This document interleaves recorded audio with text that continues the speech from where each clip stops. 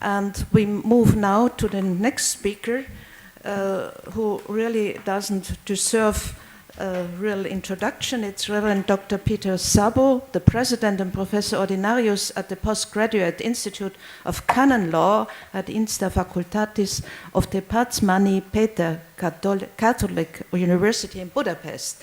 You are most outstanding and well known, so I think in order to save time, I just really immediately gave you the word. Thank you. You will speak on Ecclesiology of the Eastern Catholic Churches, developing insights into canon law and future ecumenical perspectives. Yes, thank you. Dear colleagues, first and foremost, I would like to thank Roman Fihas and the organizing institution, the Catholic University of Lviv, and the PIO for the gracious invitation. I also congratulate you on the excellent program. The present conference will undoubtedly contribute to the better understanding of the Eastern ecclesiastical heritage, and through this to the growth of the appreciation of the Eastern tradition within the Catholic Church. This goal has been present in official church documents for a long time. Most recently, it was also advocated in the provisional synthesis of the Synod of Bishops in late October. Due to the shortness of time available, I will try to get to the point immediately. Can the terms Eastern and Catholic be indeed reconciled when it comes to ecclesiology? Considering certain historical eras, the word pair authentically Eastern on the one side and truly Catholic on the other side could even seem like an oxymoron. Obviously, not all Eastern ecclesiological visions can be considered compatible with the Catholic faith, and similarly, not all the Catholic ecclesiological models are acceptable to Orthodoxy. However, there are also ecclesiological approaches that help dialogue and convergence, and what is more, sometimes the more precise understanding of the one refines the other's inaccuracies, as if in a spirit of mutual exchange of values. Finally, it may seem strange that I want to discuss an ecclesiological topic in the language of law, typically in legal approach. However, law is intrinsic to the essence of the Church. Moreover, legal disputes played a decisive role in the widening of the gap between East and West, and they are no less significant among the obstacles to rapprochement today. For these reasons, the legal discussion of the topic seems to me to be quite justified. Given the limited time available, I would like briefly to outline three theses which I believe are the cornerstone of an Eastern Catholic ecclesiology. I mean essential features of a model that is more hopefully acceptable to both the East and the West than the previous and hitherto conflicting approaches. As it is not possible to explain them in detail, I will try to mark some basic bibliographic references on the slides.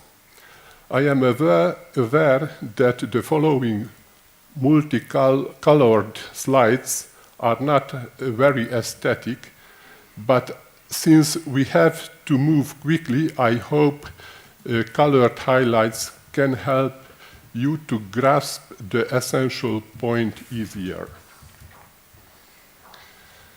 The three topics to be discussed here are the follows. are as follows. First, the sacramental origin of the sacred power. 2, the precise nature of Pope's role in the regulation of higher Eastern government authorities. And third, Eastern vision of the supreme authority of the Church. While I was writing the text, I had some uncertainty as to whether my approach would be interesting for the present audience. Some of the questions raised yesterday, especially some of Monsignor Daskko's important observation, reassured me somewhat. I am aware of the difficulty of the task undertaken, but I didn't want to avoid it. Therefore, I ask for everyone's understanding, recognizing from the very beginning that my thesis certainly need refinement and sometimes even corrections. If only some problems can be highlighted, my intention has already reached its goal. The first thesis, sacramental origin of the ecclesiastical power. According to the original conception, or rather ecclesiastical praxis, the transmission of sacred power was considered possible only in sacramental way, as we know, although it is true that also the determinatio juridica was implicitly present in the liturgical ceremony, as the relative ordination immediately bound the new bishop to a specific episcopal see. However, as we know, approximately from the 12th centuries onward, jurisdiction was considered completely separated from the episcopal ordination, insofar as the former was believed to be transmitted immediately by the Pope through an extra-sacramental channel, independent from the episcopal ordination. The following authors are eloquent witnesses to this former conviction. For example, Juan Torquemada, according to Juan Torquemada, the office of the bishop is the fontalis origo totius potestatis ecclesiasticae, while according to Suarez's formulation, potestas episcopalis nihil aliud est quam participatio potestatis papalis, sic et simpliciter. The Second Vatican Council remedied the former unilaterally dichotomic view, highlighting that the true basis of governmental power is the ontological capacity acquired by episcopal ordination, Lumen Gentium 21b. Some specialists later interpreted this papal involvement as a simple external condition which only affects the licity of the lawfulness or the lawfulness for the exercise of power fully conferred by ordination, the school of Bertrams. While others, on the contrary, considered the same supreme intervention at least as a constitutive component of power, the school of Jean Beyer, if not even as a separate source of power independent from the sacramental ordination. But why is this complicated topic is so important for us? In connection with the Apostolic Constitution Predicate Evangelium, 2nd chapter 5, a recent norm according to which the Pope can appoint laymen to the head of some dicasteries of the Roman Curia, the old conception of the extra-sacramental origin of the power received authoritative support again.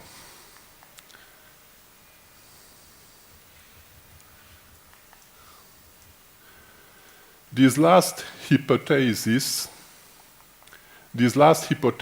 a clear return to the preconciliar doctrine, in my view, would be hardly compatible with the Eastern tradition. The sacramental, local origin of power is the essential cornerstone of Eastern ecclesiology, without which Eastern governmental autonomy becomes completely contingent, and the credibility of the decentralization desired by Pope Francis is easily devalued. The second thesis, local origin and nature of the supraepiscopal power, and the question of the exact role of the Pope in its formation. According to the requirements of the Eastern autonomy, in addition to bishops, the higher governmental power is also considered as of local origin. Significant progress can be observed in this area. While previously the election of bishops needed papal confirmation, according to the system of preliminary ascensus required by common law in force, now the canonical provision, equivalent to collatio tituli, originates from the local head of the interested church, patriarch or major archbishop, who today accomplish this act on his own authority.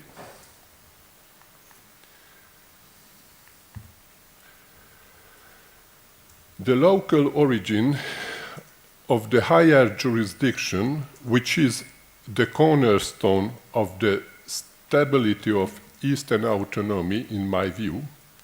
However, this local origin remains somewhat doubtful due to the term participatio brought back unexpectedly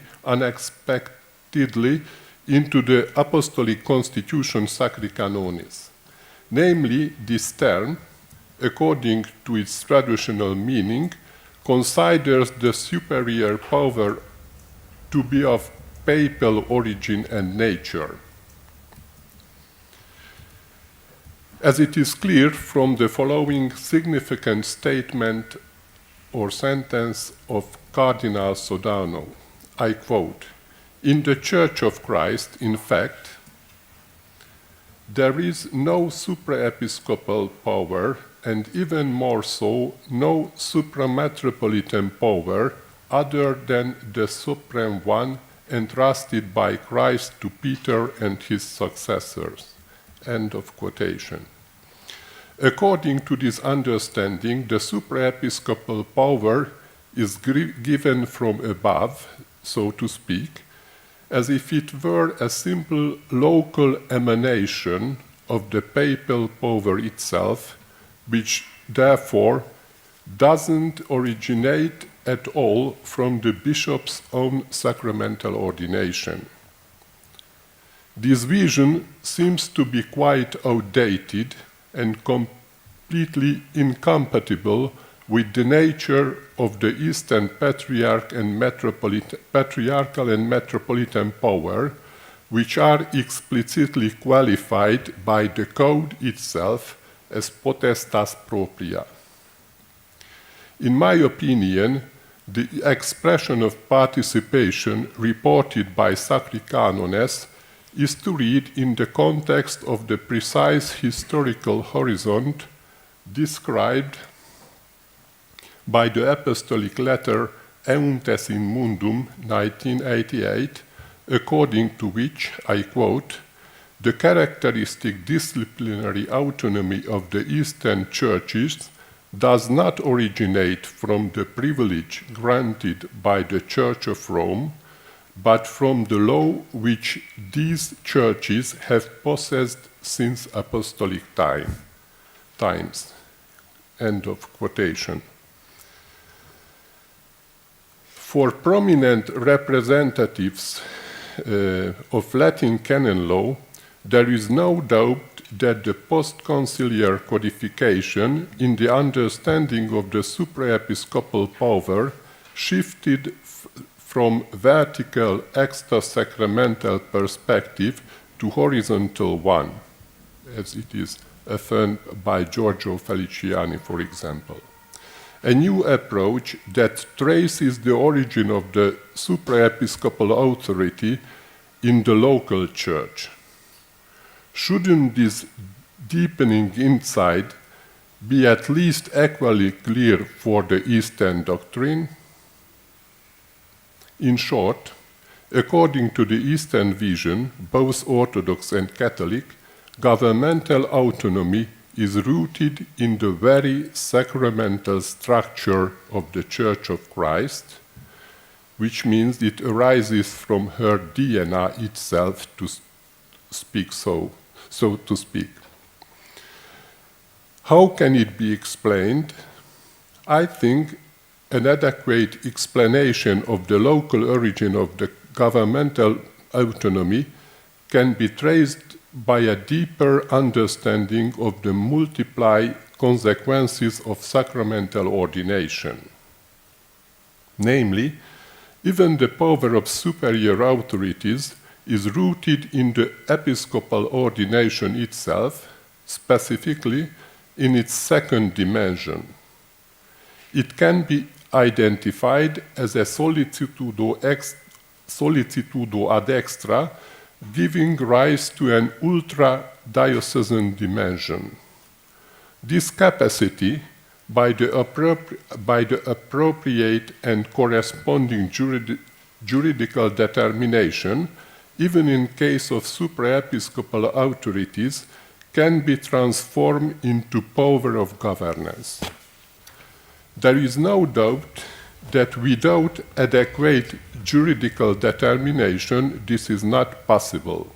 However, this doesn't detract from the relevance of the ultra-eparchial aspect in question. In fact, even the ad intra mission towards the bishop's own diocese or eparchy requires a similar determination for its transformation into potestas expedita ad actum, nota explicativa previa 2. But no one may impugn this constitutional importance, the constitutional importance of this inner mission for this technical reason.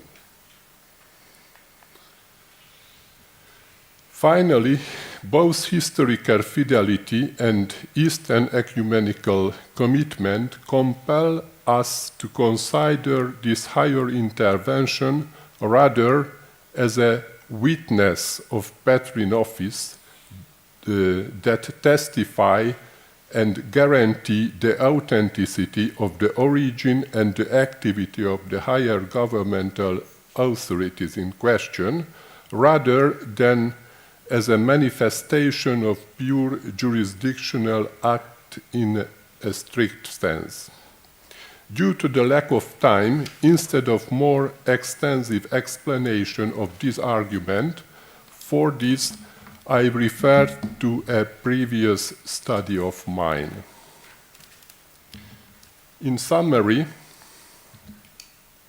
differently from the previous perception, which is reflected, for example, in the once influential Enchiridion of István Sipos, according to Eastern understanding, both Orthodox and Catholic, the power of local governmental structures is not based on freely accorded and freely revocable attribution descendant from pure discretional goodwill of the Pope, but rather on the wide-ranging autonomy based on sacramental structures of the Church, evidenced by ancient tradition.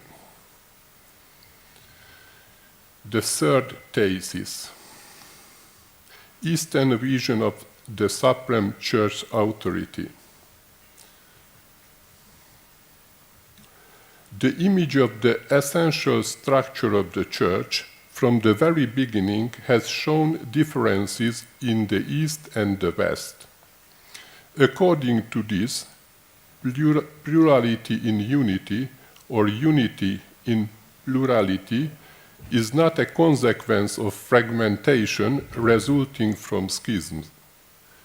In my view, the adjective polyphyletic, applied by Zoltán Alszegi to describe the theological diversity,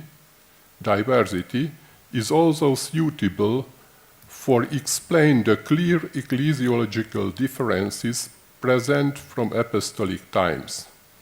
Ecclesiological visions are also derived from more than one ancestral line, and by this very reason they are natively pluriform.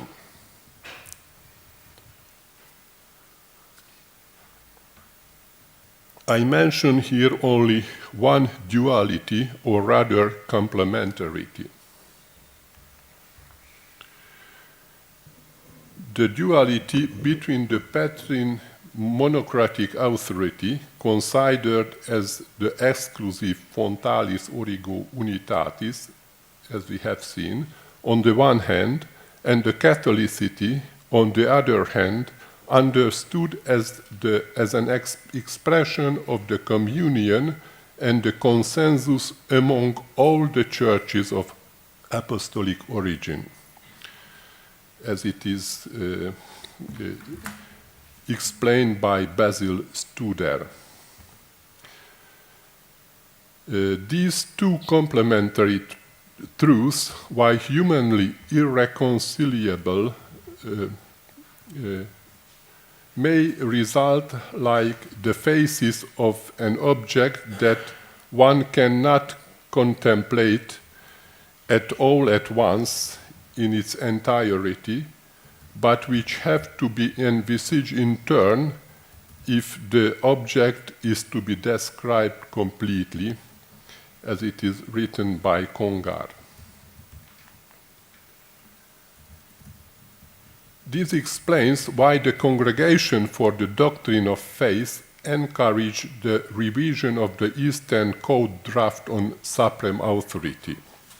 As we know, this section of the Eastern Code is practically a copy-paste version of the Lex Ecclesiae Fundamentalis draft taken into the Latin Code. Cardinal Ratzinger soon withdrew these proposals of the Congregation at the explicit request of the Codification Committee. The reflection on this issue, however, for a short time went further on, as can be seen from the two interesting drafts proposed by Cardinal Willebrand as alternative text for the CCAO close to promulgation.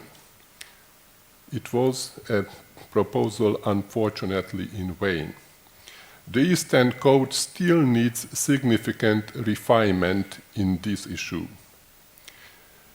In the light of this explicit proposal of the Congregation for the Doctrine of Faith, there is no doubt that even the highest authority can be described in a way that better suits Eastern vision within the framework of revelation.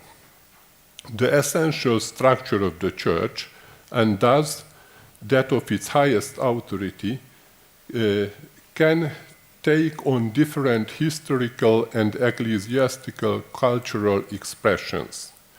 Casting these into concrete form and renewing them time after time is the prestigious task of canon law.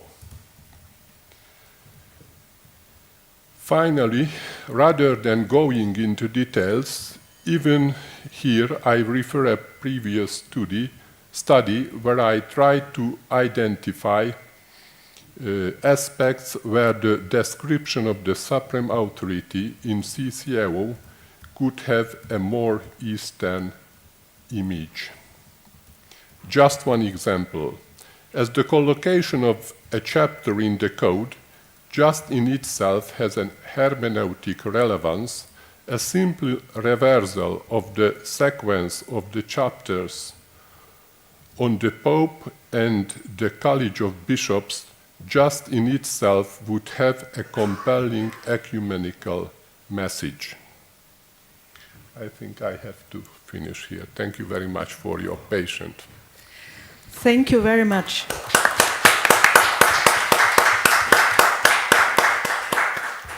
Thank you very much for this clear presentation of topics of the canon law, which can be a big help also in our discussion. We have now time for a few questions or remarks.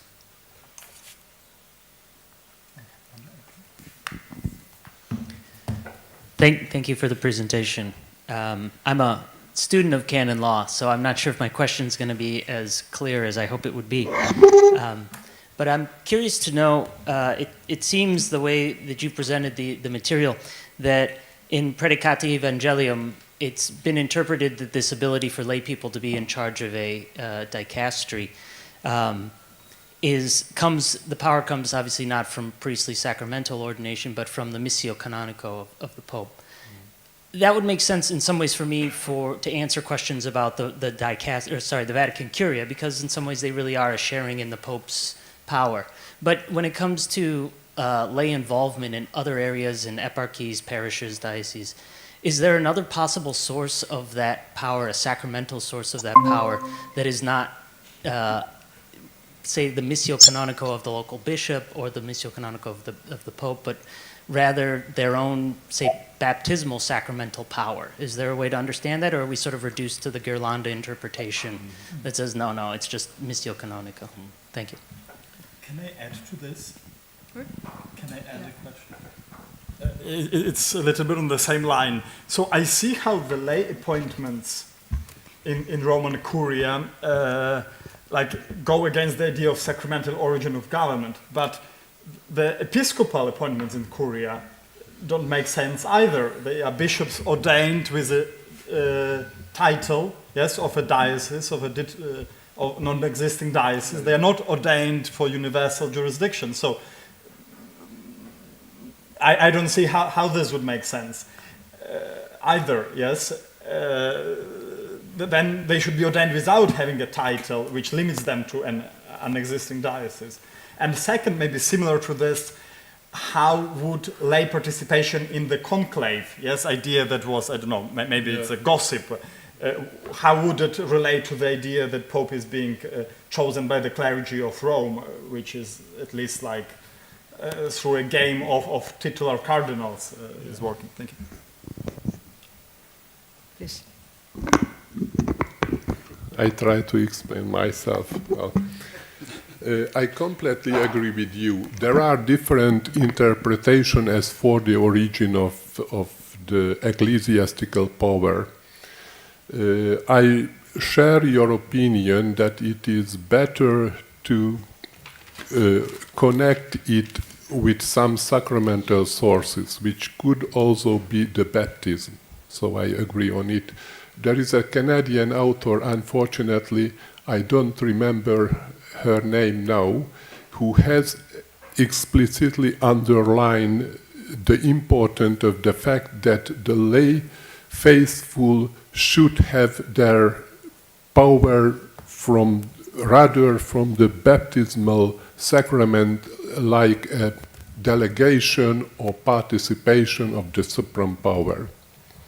So it can be one of the alternative sources. Or, for example, there was an interesting article of Cardinal Velli published in Osservatore Romano about 1 year ago, when he spoke about the possibility to derive a part of the ecclesiastical power from charisma directly. In the case, for example, of religious communities, even without the ordination. As for the question of auxiliary or titular bishop, I completely agree with you. So I don't find so difficult the formulation of the Predicate Evangelium itself. Rather, I was a bit embarrassed or confused by the explanation or conclusion given to this passage by Cardinal Ghirlanda, because his conclusion is that it is the clear proof of the fact that the ecclesiastical power is of extra-sacramental origin, which according to me is a return to the preconciliar vision of the ecclesiastical power, which allowed, for example, even the hypothesis of a lay pope with the supreme jurisdiction and with the infallibility without the ordination. We have a very clear affirmation of this, of course, only theoretical possibility by Pope Pius XI. There is an allocution, French allocution you can find in the Acta Apostolicae Sedis, where he affirmed that it would be possible. So the question is really complicated. I think that the synodal path requires a more complete understanding of the origin of the sacred power. But anyway, I think that first of all, because the importance of the real sacramental basis of the Oriental autonomy or the decentralization in general, the importance of the sacramental basis for this phenomenon, I find difficult to accept the possibility to return to the explanation of the higher power as coming from in an extramental channel directly from the Pope. Thank you very much. Because of time, we have now concluded. Perhaps we find other ways to discuss these very interesting topics. But our next speaker will be